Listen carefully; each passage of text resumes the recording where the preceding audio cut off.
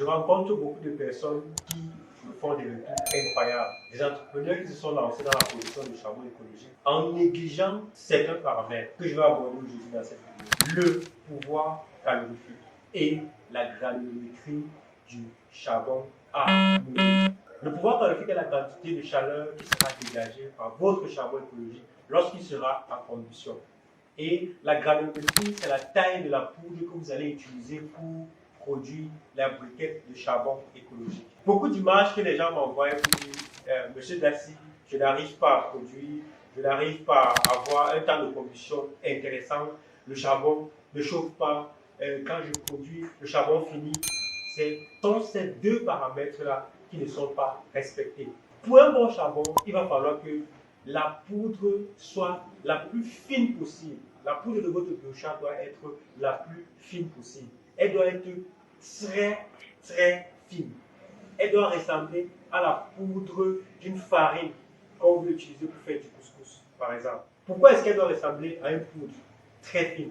Parce que lorsque vous allez la mouler avec le liant, lorsque vous allez la mélanger, vous allez obtenir une pâte qui est très molle. Lorsque vous allez donc compacter, vous aurez donc une briquette bien compactée qui va permettre, lorsque la briquette sera sèche, d'avoir une densité très élevée.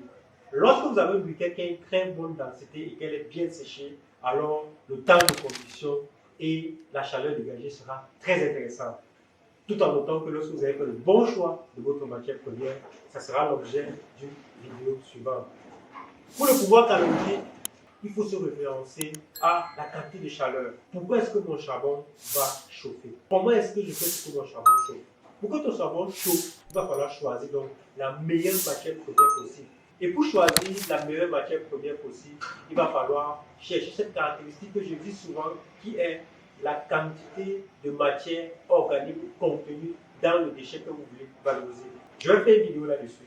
Lorsque vous avez une bonne quantité de matière organique, cela signifie que vous avez une quantité de carbone très élevée dans votre matière première. Et lorsque vous avez une quantité de carbone très élevée, qui est synonyme ici de l'énergie que vous allez valoriser lors de la carbonisation, cette énergie-là que lorsque vous allez produire la briquette, elle sera redistribuée ou alors elle sera dégagée lors de la combustion de votre charbon écologique.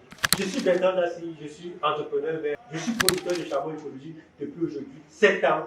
Je parcours l'Afrique, je parcours le Cameroun pour aider les entrepreneurs à s'intéresser à la production, à la valorisation des déchets organiques en charbon écologique et d'autres sous-produits. Je suis certifié ISO 14001 dans le management de l'environnement. Je suis ingénieur environnementaliste. Si tu es intéressé par la formation, si tu es intéressé par le développement durable, si tu es intéressé par le charbon écologique, l'énergie qu'on produit aujourd'hui, qui est l'énergie future, alors n'hésite pas à nous contacter, n'hésite pas à nous suivre. Si tu as liké la vidéo, mets un pouce bleu, fais un commentaire, pose une question que tu aimerais avoir une réponse. Si tu as eu un problème dans ton unité de production, pose-moi la question en commentaire, je vais essayer de te répondre pour que tu aies plus d'informations nécessaires pour pouvoir gérer ton unité de production.